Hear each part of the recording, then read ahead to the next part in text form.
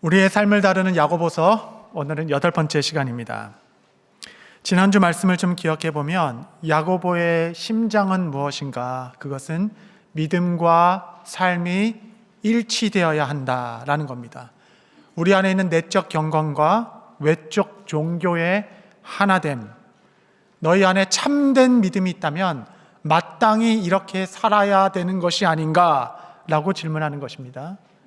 로마서 12장의 로기켄, 이 단어를 우리가 집중 있게 보았죠. 가장 영적인 일은 곧 마땅하고 합당한 삶을 사는 것이다, 그렇게 말씀드렸습니다. 계속 같은 흐름으로 이제 야고보서는 2장에 들어가게 되겠습니다. 2장 1절 말씀 우리 함께 다 같이 합독하겠습니다. 시작. 네, 형제들아, 영광의 주 곧 우리 주 예수 그리스도에 대한 믿음을 너희가 가졌으니 사람을 차별하여 대하지 말라. 형제들아, 너희가 그리스도를 향한 믿음을 가졌다면 그 믿음은 마땅히 사람을 차별하여 대하지 않는 것으로 드러나야 한다라고 말하고 있습니다. 기독교는 어떤 종교이며 어떤 문화를 형성하고 있는가? 그것은 곧 차별 없는 공동체를 소망합니다. 교회 안에 디퍼런시에이션은 있어야죠. 그러니까 약자에 대한 존중일 수도 있고 다름의 이해에서 오는 배려, 그 다름은 존재할 수 있어도 디크리미네이션, 이 차별은 없는 것입니다. 성별과 인종 또 소유 신분에 의한 차별을 의미하는 것이겠죠. 여러분, 세상은 그 소유와 어떤 신분에 따라서 다른 대우를 하기도 합니다. 비행기 타면 비즈니스 클래스 탄 사람들을 보면서 아유 부럽다, 나는 고생이네, 이런 잠시 속상한 마음까지는 가질 수 있지만 그렇다고 세상은 불공정하다 그렇게까지 나가진 않겠죠. 그 이유는 그만큼 대가를 지불한 그 사람이 받는 편의에 대한 어느 정도 인정이 우리 가운데 있겠습니다. 세상은 다 그렇게 운영되는 것이죠. 하지만 교회는 다릅니다. 왜냐하면 우리는 영광의 주, 곧 우리 주 예수 그리스도를 대한 믿음을 가졌기 때문에 이 고백이 있기에 우리는 사람을 차별할 수 없습니다. 카톨릭 교회에는 여전히 특별한 계층이 존재해요. 그것은 사제 그룹들입니다. 그러나 개신교는 만인 제사장 교리를 신앙으로 고백합니다. 교회 안에는 절대적인 존재가 없습니다. 물론 성직자의 고유한 영역과 기능은 존중돼야 하겠지만 그렇다고 교회의 그 어떤 누구에게도 우리는 절대적인 권위를 부여하지는 않습니다. 교회 안에는 더 특별하거나 더 중요한 사람이 없습니다. 은사와 부르심에 따른 직분만 있을 뿐이죠. 그 직분을 잘 감당하도록 존중과 배려는 일부 필요하겠지만 결코 그 직분은 계급이 아닙니다. 직분이 계급이 되면 계급은 투쟁을 불러일으킵니다. 이처럼 교회 안에 특권 의식이 생기면 교회는 서서히 약화되기 마련입니다. 오늘 본문의 배경은 교회 안에 화려하고 아주 멋진 옷을 입은 사람을 귀빈석처럼 모시고 남루하고 이렇게 가난한 자를 저 발등상에 앉으라라고 이야기하는 것입니다. 빈부에 따른 차별을 주목하고 있는 것이죠. 야고보는 지금 세상 어딘가에 일어나고 있는 일을 이야기하고 있는 것이 아니라 이런 일이 교회 안에도 일어날 수 있음을 경고하고 있는 것입니다. 교회는 사람의 그 외모나 그의 소유 정도에 따라 차별하여 대할 수 없습니다. 왜냐하면 우리 안에 믿음이 있기 때문에, 이 믿음이 증언하는 복음의 가치들이 있기 때문에 우리는 이 가치들을 지키는 자들이고 전파하는 자들이죠. 우리가 가진 이 복음의 가치가 무엇인가? 제가 3가지로 말씀드리려고 해요. 첫 번째는 은혜의 가치입니다. 은혜의 가치. 우리는 은혜로 살아가는 사람들이라는 신앙 고백을 가진 자입니다. 너희 안에 믿음이 있다면 어찌 차별하겠느냐? 우리 안에 있는 믿음의 그 중심이 무엇입니까? 아무런 자격 없는 우리를, 조건이 되지 않는 우리를 주님께서 무조건적인 은혜로 우리에게 구원을 선물로 주신 바, 이 믿음 안에는 어떠한 사람의 공로도 없다. 여러분, 이것이 우리의 믿음이죠. 뿐만 아니라 오늘 하루를 또 숨쉬며 살아가고 하늘 아버지께서 우리에게 일용할 양식을 공급해 주셨으며 이렇게 함께 모여 예배드릴 수 있는 이 모든 것이 우리의 삶의 은혜다라고 고백하는 믿음의 사람들이 어찌 사람이 가진 소유로 말미암아 차별하여 대할 수 있는가? 이것이 야고보가 지금 전하고 있는 메시지 아니겠습니까? 그리스도의 십자가 그 핏값 위에만 세워진 교회가, 여러분 어떤 사람이 그 교회를 향하여 무슨 대단한 일을 하였은즉 교회 안에서 그 공로를 말할 수 있겠습니까? 여러분, 교회 안의 차별은 심각한 죄입니다. 왜냐하면 이는 우리가 은혜 공동체라는 믿음의 근간을 흔드는 행위이기 때문입니다. 하나님께서는 이 땅에 교회를 세우시고 그 교회를 향한 뜻과 소망을 품으셨습니다. 교회를 세운 목적이 이것이다 라고 하나님께서 선언하셨어요. 그 말씀이 에베소서 2장 7절입니다. 보시면 이는 그리스도 예수 안에서 우리에게 자비하심으로써 그 은혜의 지극히 풍성함을 오는 여러 세대에 나타내려 하심이라. 교회를 탁 만드시고 꿈과 소망을 품으셨어요. 그것은 은혜가 이렇게 풍성하다는 것을 오고 오는 모든 세대에 내가 교회를 통하여 알리고 싶다. 그 은혜란 무엇인가? 우리 8절부터 10절 한번 같이 읽도록 하겠습니다. 시작. 너희는 그 은혜에 인하여 믿음으로 말미암아 구원을 받았으니 이것은 너희에게서 난 것이 아니요 하나님의 선물이라. 다음 절. 행위에서 난 것이 아니니 이는 누구든지 자랑하지 못하게 함이라. 아멘. 아멘. 여러분, 교회는 어떤 곳인가? 자랑할 것이 없다라는 것을 가르치는 곳이라는 거예요. 자랑할 것은 아무것도 없다. 오직 은혜다. 오직 은혜. 교회가 존재하는 목적은 이러한 풍성한 은혜가 있다는 것을 모든 세대에 전파하는 것. 여러분, 이것이 자기 힘으로만 살아가고 자기 소유를 어떻게든 자랑거리로 삼고자 혈안이 된 이 세상에서 여러분, 교회란 오직 은혜로 살아가는 모습을 보여주는 것, 그런 은혜가 있음을 알리는 것. 여러분, 이것이 교회의 사명 아니겠습니까? 한 목사님의 이제 간증을 들었는데 늦게 부름 받아가지고 가진 거 다 버리고 이제 목회 현장에 뛰어나신 분이십니다. 이분이 설교를 준비하면서 뭔가 다 좋은데 동의되지 않는 성경 구절이 있는 거예요. 그 성경 본문은 천국의 포도원 비유였다라고 말씀하셨습니다. 포도원 비유를 읽으면서 하나님, 이건 아니죠. 어떻게 오전 9시에 와서 열심히 일한 일꾼이랑 오후 5시에 부름받아 일한 일꾼이랑 똑같이 대우하신단 말입니까? 뭐 약속대로 동일한 임금을 주셨기 때문에 공의롭지 않다까지는 말할 수 없겠지만 상대적으로 먼저 와서 수고한 일꾼들이 좀 속상하잖아요. 그런 마음이 있잖아요. 이런 생각으로 눈을 다 감으셨는데 성령의 이게 내적 감동의 음성을 들으셨다고 하세요. 뭐라고 말씀하시냐면 이 일로 네가 억울하냐라고 하시는 거예요. 예, 다소 억울합니다. 이 다음에 하신 말씀이 결정적이었다는 거예요. 뭐라고 하셨냐면 그럼 너는 몇 시에 온 일꾼 같으냐? 가만히 생각해 보니까 주님, 제가 5시에 부름받은 일꾼입니다. 평생 내 뜻대로 나만 위해 살아가다가 이런 저까지도 마지막에 불러주셔서 주의 나라를 위해 살게 하신 저는 오후 5시에 부름받은 종입니다. 그 말도 안 된다라고 예쳤던 그 은혜를 받은 사람이 바로 나이군요. 목사님은 눈물을 펑펑 흘리면서 그 은혜에 감격했다라는 말씀이셨습니다. 은혜이죠, 은혜. 모든 것이 은혜. 여러분, 우리 중에 5시에 부름받지 않은 사람이 누가 있겠어요? 하루는 다 저물어 가는데 빈손으로 부끄럽게 돌아가지 않게 하시려고 이러한 나도 불러 주인의 일에 동참하게 하신 그 은혜에 감사하여 비록 남은 1시간만이라도 이 포도원을 위하여, 주인을 위하여 열심히 일하는 것, 큰 은혜를 받았으니 내가 더 수고하겠다. 여러분, 이것이 은혜가 전부인 삶의 마땅한 태도. 여러분, 이러한 역사적이고 장엄한 은혜의 서사가 지금 믿음의 공동체에서 흐르고 있는데 고작 금가락지 하나 더 꼈다고, 남들보다 조금 더 지위를 가졌다고 교회에서도 귀빈석, 어떤 사람은 발등석, 이 소유로 사람을 차별한다면 이 차별은 우리가 가진 이 은혜의 가치를 훼손시키는 것이다. 이 믿음을 가진 자가 어찌 사람을 다르게 대할 수 있는가? 야고보는 오늘 우리 교회에게 이같이 외치며 가르칩니다.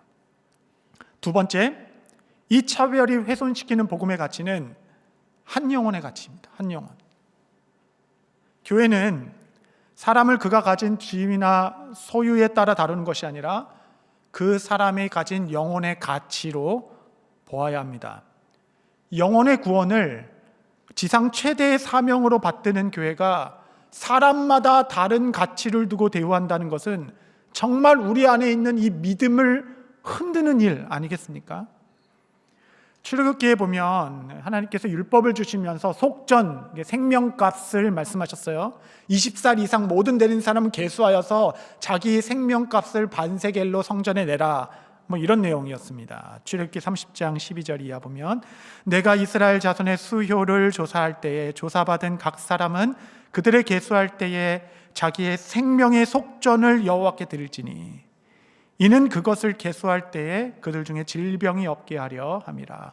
무릇 계수 중에 드는 자마다 성소의 세겔로 반세겔을 낼지니 한 세겔은 20게바라 그 반세겔을 여호와께 드릴지며 계수 중에 듦은 모든 자 곧 20살 이상 된 자가 여호와께 드리되 너희의 생명을 대속하기 위하여 여호와께 드릴 때에 부자라고 반세겔에서 더 내지 말고 가난한 자라고 덜 내지 말지며.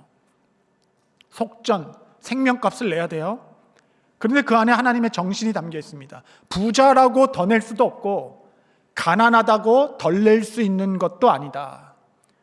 여러분, 제사의 규정은 좀 달랐습니다. 제사는 자기의 가진 이 소유에 따라 좀 여유 있으면 소도 좀 잡아서 드릴 수 있고, 가난한 자는 비둘기로 드릴 수 있고, 그것도 없으면 한 줌의 곡식을 가지고도 제사 드릴 수 있었습니다. 한 줌의 곡식도 없으면 사실 생명이 없다라고도 할 수 있죠. 누구라도 예배드릴 마음만 있으면 나의 재물 여부와 상관없이 나올 수 있도록 여러 차등을 두어 누구나 나올 수 있도록 열어두었습니다. 여러분, 그러나 속전은 다릅니다. 속전은 동일해요. 생명값, 영혼의 무게는 하나님 앞에서 동일하다. 이 정신이 담겨져 있는 거 아니겠습니까? 어떤 부자가 나 정도 생명값을 치르려면 반세겔이 아니라 한 달란트 정도는 내야지, 그렇다고 해서 더 낼 수 없습니다. 하나님 앞에서 모든 생명의 값은, 그 영혼의 무게는 동일하다. 여러분, 교회는 세상이 우리를 보듯이 서로를 보면 안 되고 하나님이 우리를 보듯이 그의 눈으로 서로를 바라보아야 할 것입니다. 우리가 바라보아야 할 그 영혼의 가치는 예수님께서 그의 고결한 핏값을 들여 사심받은 그 영혼, 예수님의 핏값으로 사심받은 그 영혼. 여러분, 복음은 하나입니다. 부자를 위한 복음이 따로 있고 가난한 자를 위하여 복음이 따로 있는 것이 아닙니다. 영혼의 가치는 동일합니다. 그리하여 예수 그리스도를 향한 이러한 믿음을 가진 자는 그 사람의 가치를 소유에 두지 아니하고 그 영혼에 두기 시작하여 그 생명값으로 사신 바로 여기며 존중히 여기는 것. 이것이 믿음이 아니하냐, 믿음이지 아니하냐라고 말씀하시는 거예요.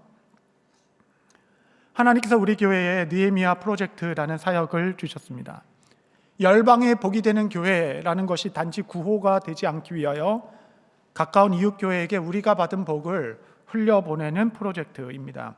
매주 금요일마다 목사님들이 오셔서 그의 소명과 말씀을 나눠주는데, 말씀을 들을 때마다 제 가슴을 때립니다. 제 가슴을. 정말 저 혼자 부흥해하는 심정입니다.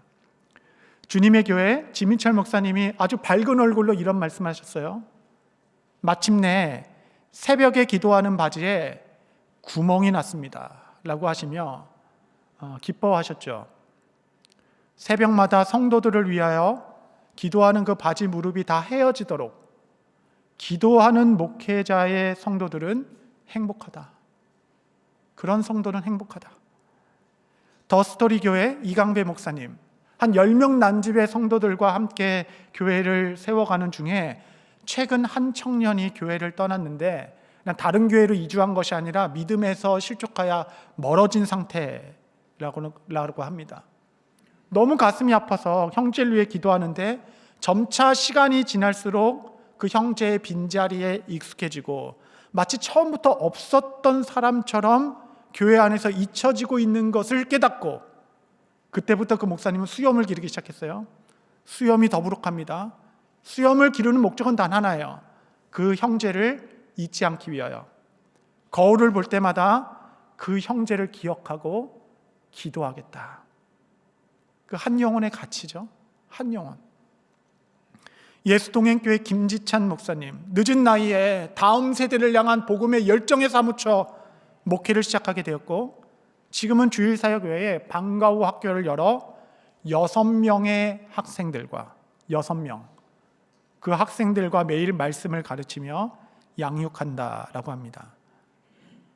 여러분, 한 사람의 인생을 아이들 6명을 위해 드리는 것이 정말 맞나?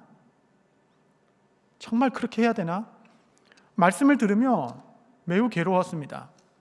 제 아내도 그 인생 전체가 담긴 향유를 주님의 발 앞에 깨뜨려 주님을 경배한 여인을 향하여 왜 여기서 이걸 깨뜨려 낭비하냐라고 말했던 이 가룟 유다의 마음이 제 안에도 있어.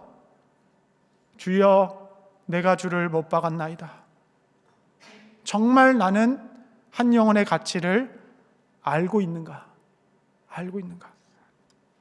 꿈꾸는 교회 이재도 목사님,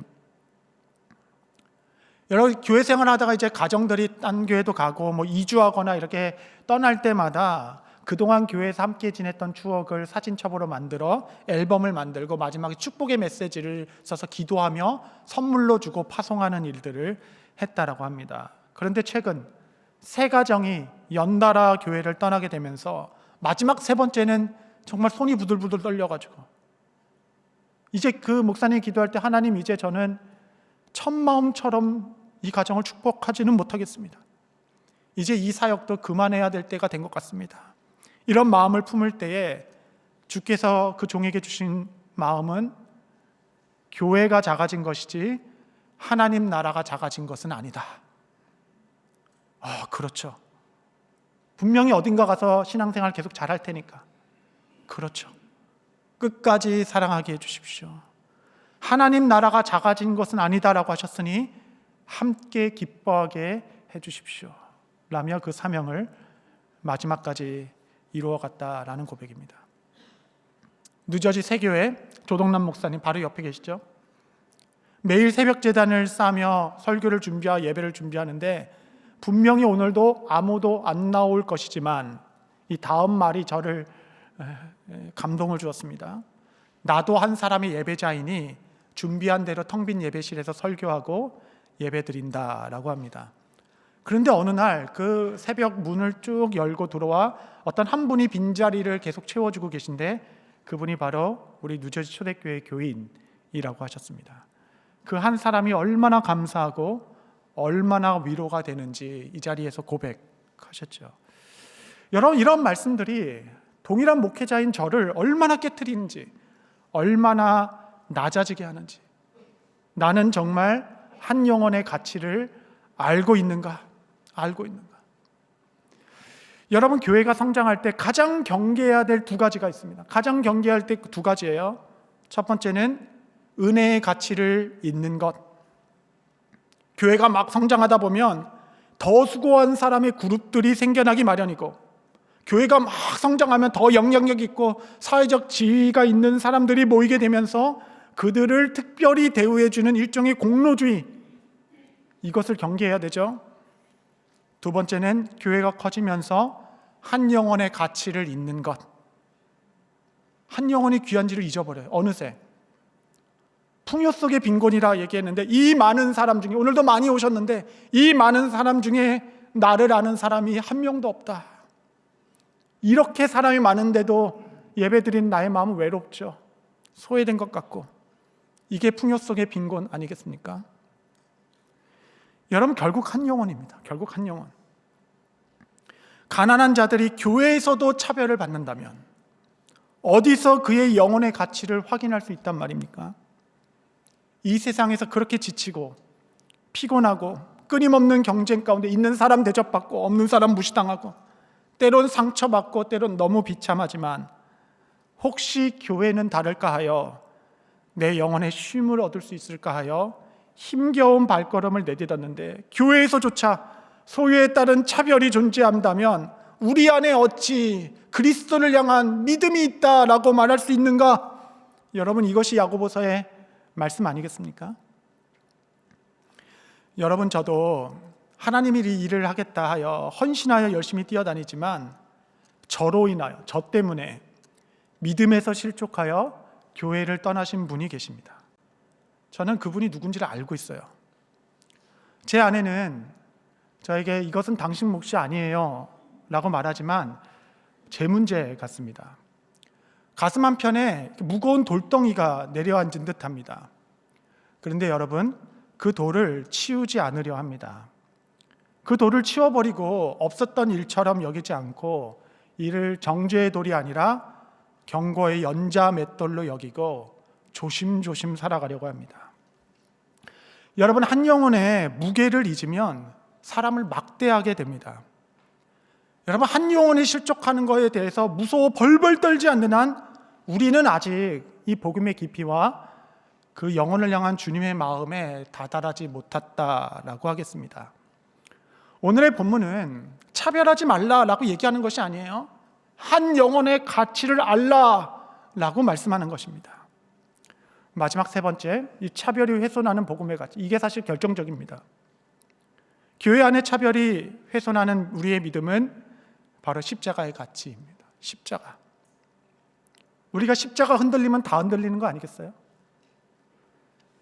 야고보는 본문에서의 차별이 얼마나 심각한 죄인지를 고발합니다.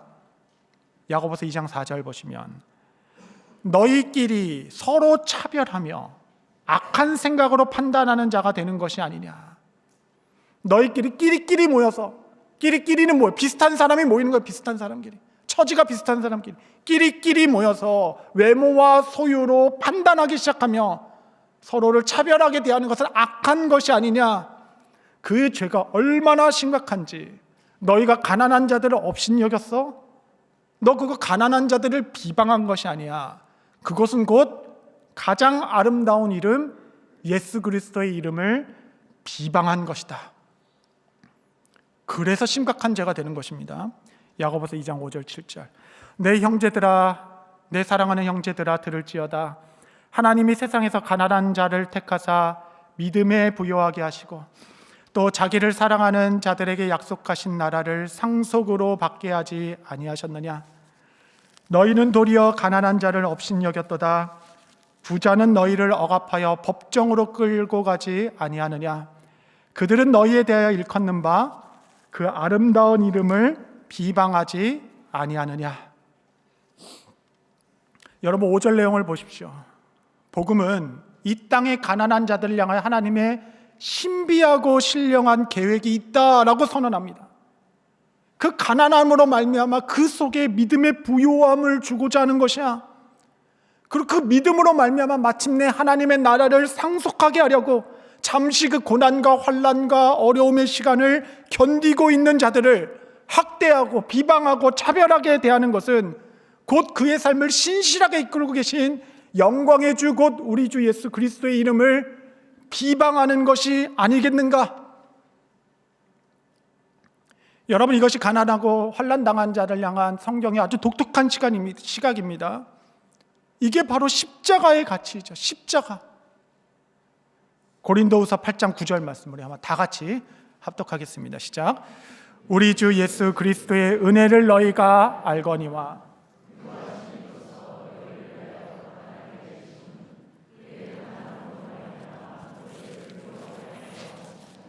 아멘, 할렐루야. 우리를 부요하게 하신 하나님의 방법을 보십시오. 그것이 십자가이죠. 하나님께서 그를 가난하게 하시어 우리를 부요하게 하시라고 그를 십자가에 내어주셨도다. 우리는 주님을 영광의 주라고 고백하며 이 본문을 시작했습니다. 그 영광은 십자가를 통과한 영광이었어요. 고난을 지나간 영광이었어요. 그는 높아지시기 위하여 먼저 낮아지신 분이십니다.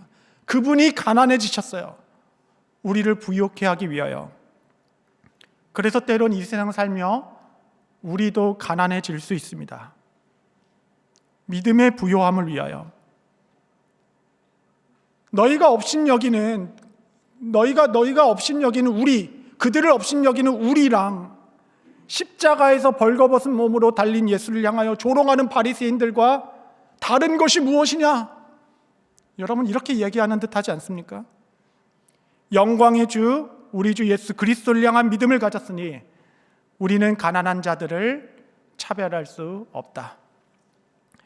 여러분, 지금도 교회 안에 은근히 행해지는 이러한 사람을 향한 차별은 은혜의 가치, 한 영혼의 가치, 궁극적으로는 십자가의 가치를 훼손시키는 행위다라고 말씀하십니다. 그리하여 야고보는 교회가 가져야 될 마땅한 태도에 대하여 말합니다. 우리는 서로 판단의 차별의 눈이 아닌 긍휼의 눈을 가져야 한다. 야고보서 2장 13절, 이것이 전체 메시지의 결론입니다. 긍휼을 행하지 아니하는 자에게는 긍휼 없는 심판이 있으리라. 긍휼은 심판을 이기고 자랑하느니라. 긍휼. 여러분, 결국 눈이 변해야 됩니다. 눈이 변하면 다 변하는 것입니다. 결국 모든 것이 관점과 해석의 문제입니다. 이 모든 이야기의 시작은 3절에 너희가 아름다운 옷을 입은 자를 눈여겨보고, 자꾸 우리 눈에 그 금가락지 아름다운 옷, 그 지위가 눈에 들어오기 때문에 판단하기 시작하고 차별이 일어나는 것이죠. 보이는 게 바뀌면 모든 게 바뀌는 것입니다. 긍휼의 눈을 가지고 가난한 자를 향한 그 하나님의 신령하고 신비한 계획, 그가 가진 믿음의 부요함이 보이기 시작하고, 그 고난의 깊이 가운데 심긴 그 영광의 아름다움을 보기 시작할 때 우리는 가난한 자, 환난당한 자를 존중히 여기고 서로 사랑의 말로 격려할 것입니다. 예수님은 모든 사람을 다 똑같은 눈으로 보셨어요. 예수님께서는 부자든 가난하든 유대인이든 이방인이든 단 한 가지의 눈으로만 보셨습니다. 그 눈은 바로 긍휼이었습니다. 컴패션, 함께 아파하고 불쌍히 여기는 마음. 여러분, 사실 오늘의 본문은 차별을 말하고 있는 것이 아니라 가난한 자를 향한 교회의 태도를 말하고 있는 것입니다. 가난한 자를 압제하는 것이 궁극적으로 그리스도의 이름을 비방하는 것이라면, 반대로 가난하고 소외된 자들을 긍휼의 눈으로 바라보고 그들을 격려하며 그들을 존중히 여기는 것은 곧 그 아름다운 이름 예수 그리스도를 높이는 참된 예배가 되는 것 아니겠습니까? 이것이 마땅하고 영적인 우리가 드려야 될 삶의 종교, 삶의 예배가 아니겠습니까? 말씀을 정리하겠습니다. 우리 중에 인생의 풍파로 말미암아 잠시 힘든 시간을 보내고 계신 성도님들께 말씀드립니다. 우리 이제는 함께 은혜로 서십시다. 은혜만으로도 이 세상을 살아낼 수 있다는 것을 세상에 보여줍시다. 하나님은 세상의 약한 것들을 택하사 강한 것들을 부끄럽게 하신다는 그 주님의 인도하심을 믿고 오늘도 다시 힘을 냅시다. 세상은 여러분을 몰라주고 혹 교회가 무심한다 하더라도 하나님은 우리 모두를, 여러분을 아신다라고 말씀하십니다. 주께서는 오늘도 나를 향하여 세상은 외모, 지위, 소유를 보겠지만 나는 너희 안에 있는 믿음을 본다 말씀하시고, 비록 이 땅에서 외롭고 고단한 삶을 살지라도 너는 꼭 기억해라. 너는 하나님의 나라를 상속받게 될 것이야 말씀하시며 오늘 우리 영혼에 힘을 주십니다.